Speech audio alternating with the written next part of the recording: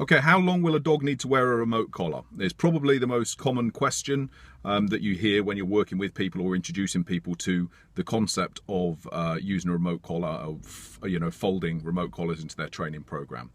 So how long will my dog need to wear it, or will my dog always need to be wearing a collar from now on? It's a legitimate question, it's fair enough, and the answer is it depends entirely on the individual. On your circumstances, on your aims or your aspirations with your dog, the amount of work that you put in and the quality of the work that you put in.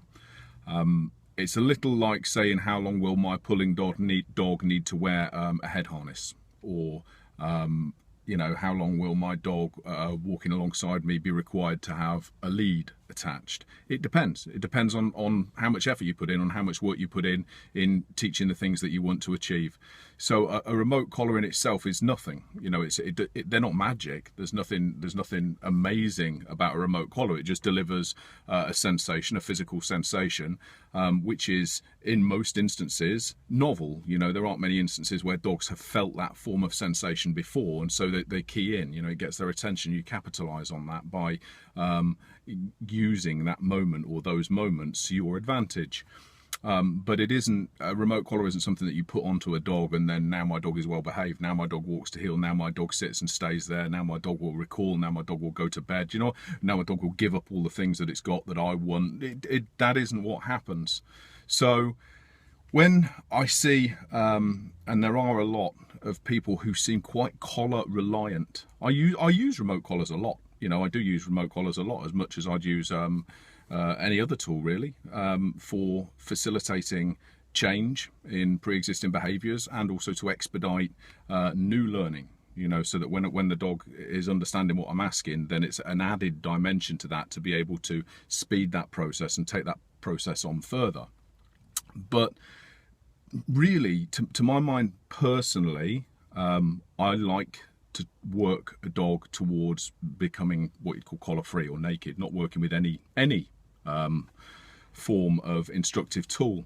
When people stay or show dogs that are working in a particular way and it's quite repetitive or monotonous, and and the dog is still wearing a remote collar, then I can't help but think that, why is it? And you hear this a lot. You hear, well, it's safety, it's insurance. Why do I wear a seatbelt? Why do I insure my property against fire or whatever? I put it there as insurance, as added safety. And you can't really argue against that. I mean, it's a fair enough point for somebody to raise. But in terms of control of your dog, really insurance ought to be the training. The reason that you do it is for the insurance. The reason that you do it is to have a dog that's trained.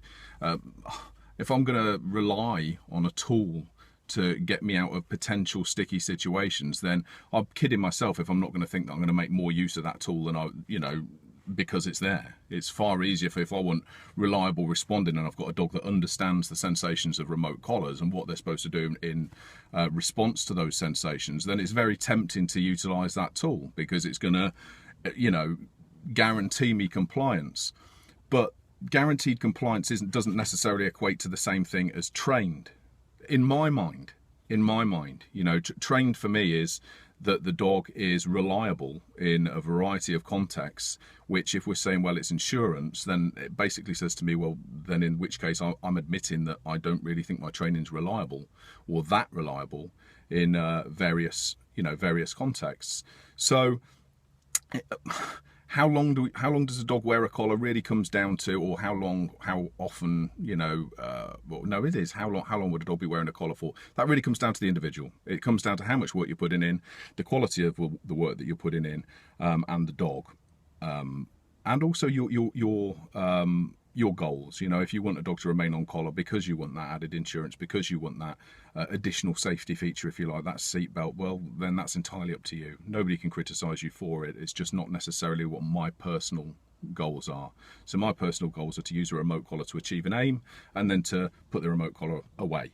If it comes that I want to get to a different aim or to take that aim further, then I might bring the remote collar back out just to consolidate what I'm doing in that new context, or to basically proof and add further distraction or different sort of like levels to the training process that I'm doing with a dog. But there's no right or wrong answer, and there's no definite answer. As I say, relate it to a head harness, you know, which prevents pulling. It doesn't teach nice walking, it prevents pulling. So how long do you want to keep the dog on a head harness? Well, it depends. It depends whether you're making the effort to teach the dog to walk nicely or whether you're just relying on prevention. Hope that makes some sense.